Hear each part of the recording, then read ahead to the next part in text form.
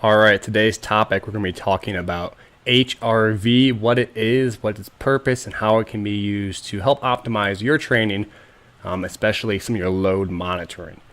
So HRV stands for heart rate variability. This is calculated by an R to R interval. So if you've ever seen a QRS complex, those are those, if you've ever seen like a medical movie or some sort of like scene where it has the beep, beep, beep, or beep, beep kind of thing, and that's the QRS complex. Each of those points having a different letter to it, so the Q, R, and the S. Together, that's the complex. And so the R aspect is that big spike, and they measure the R to R interval. And so if you look at your heart rate, your heart actually doesn't always beat, 60 beats a minute. I guess from second to second. It might have that on average, but the R to R interval actually changes. You might have different lengths in between them, and that is considered your heart rate variability.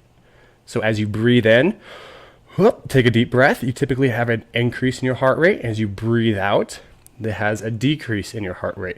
And so when you breathe in and breathe out properly, this is called coherence and breathing coherence. When we have the proper breathing pattern, typically it's around breathing in roughly, I think it's like 4 seconds and breathing out. I think it's 3 to 5 seconds breathing in and 5 to 7 seconds breathing out. Off the top of my head, I don't quote me on that. It's something of that nature though. And so there's different apps and things you can use to help regulate your breathing, things like Heart and Math, which are forms of biofeedback to help with some of that coherence.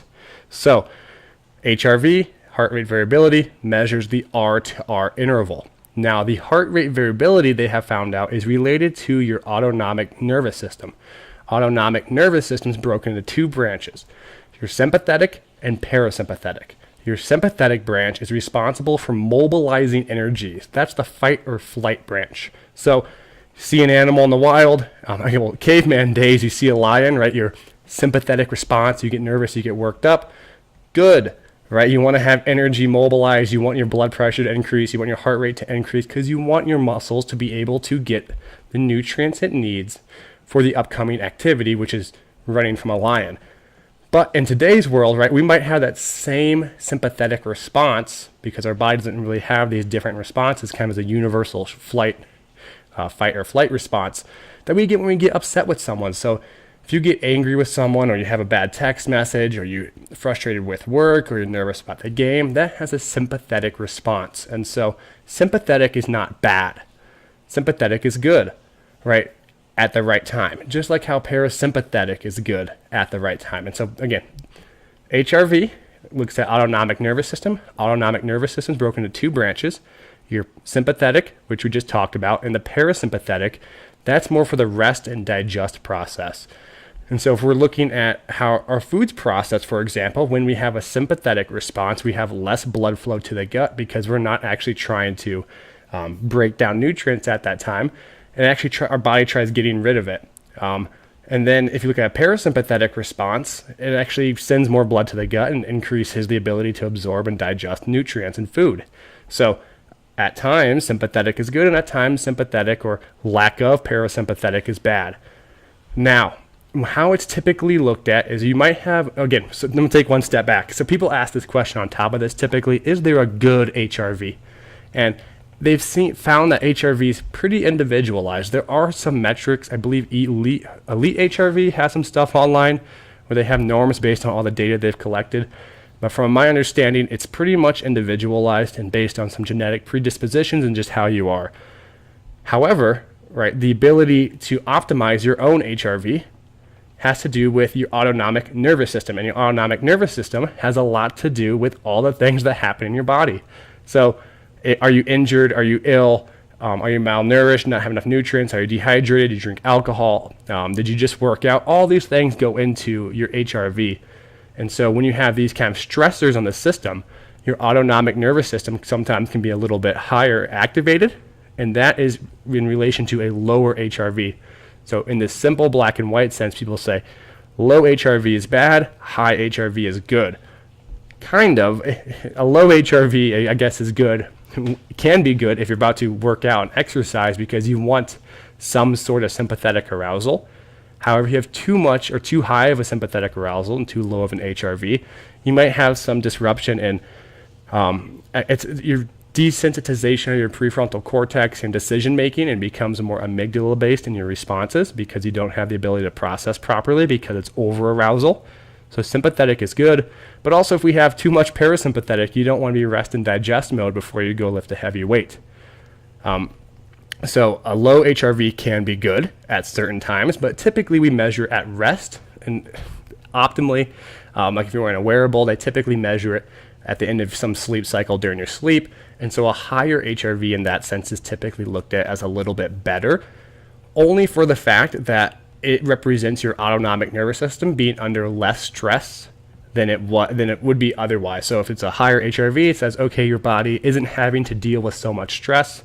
Your autonomic nervous system isn't super taxed, and that's a good thing. However, there's a tons of factors that go into as well, because they've shown that people who train aerobically will actually have an increase in HRV for a specific duration, like during that time itself. So if you think about this in terms of training cycles, you might have someone who has a training cycle where they're doing a little bit of aerobic base, and they go into their strength block, and all of a sudden you see their HRV dip, and you go, oh man, these guys are really taxed. But really it might also be due to the fact that the HRV has been gone down because the aerobic aspect has been removed. And so that too plays a role into how our HRV is being regulated. How it can be used. By the way, I'm blanking off the top of my head. It's really bothering me. I'll put the link down below. I believe it's, if you just Google search HRV, like how to use it, or HRV articles, there's a great researcher out there. He's the one who talked about the aerobic aspect in regards to, how we infer HRV for our athletes. I'll put that in the link down below because I don't want to forget it, but I don't remember his name off the top of my head. I apologize. From my understanding, he's a great dude and has a lot of awesome work that I personally read, so I want to give him credit. So when we're looking at HRV, that's a form of looking at your internal response. And what I mean by that is if we apply an external stimulus, like lift weights or a psychological stress, our internal response can be inferred to an extent by our HRV fluctuation. Did it go up? Did it go down? How long does it take to recover? So HRV is kind of like at times used as a recovery metric, but it doesn't take into account everything, because they've shown that people who have low HRVs actually get better response in some of the games the next day because their body is getting revved up for this event. So it's not as black and white as I'd like to think it as. Chase Phelps gave a great example. He said that we don't just want high tones, right? We don't want a high parasympathetic tone or sympathetic tone, because the way he describes it is if you have the window open and it's cold outside and the heat's on, right? Let's say parasympathetic is your heat and your window is your sympathetic, and you close the window, well, all of a sudden it gets really hot in the house. So we want to have an optimal balance between these. So HRV, heart rate variability, measured from an R to R interval, broken down into two branches. It's a reflection of your autonomic nervous system, which is broken down into two branches, your sympathetic and your parasympathetic. It is used to infer some of the internal demands placed on the body. At times, a lower HRV is good if we're about to do an activity, but if we're at rest, we typically would like a higher HRV. HRV itself is influenced by many different factors. So you have the psychological, the physical, the emotional, all these things that go into your HRV. And so discerning where that fluctuation in HRV is coming from is quite difficult at times because it is such a large check engine light. However, if you have a baseline of HRV, you can use things like trend analysis to see how it's been going during different periods of the block, training cycle, or just in daily, your life. And you can begin to look at how it's related to certain other factors as well. Maybe your sleep, maybe your alcohol intake, maybe the number of times that you meditate during a day. And so while HRV is critically important because it does reflect your autonomic nervous system, that's also one of the downfalls. It reflects your autonomic nervous system, which is such a large catch-all for a lot of these things. And so HRV is extremely useful, but is not the end-all be-all. It's just another metric that you can utilize into your training to better understand how an individual is responding to it. So I appreciate the question, a good question. Hopefully I did my best to give you guys some insights and some information. I'll make sure to try and put that link into the little description or bio, what the heck it's called, down below on the YouTube page, so you guys can check out some more research on individuals who are more versed in it than I am. I've used it quite a bit, but always learning from the researchers and forming your own opinions always best. Thanks, guys. I appreciate you listening. Hopefully you enjoyed.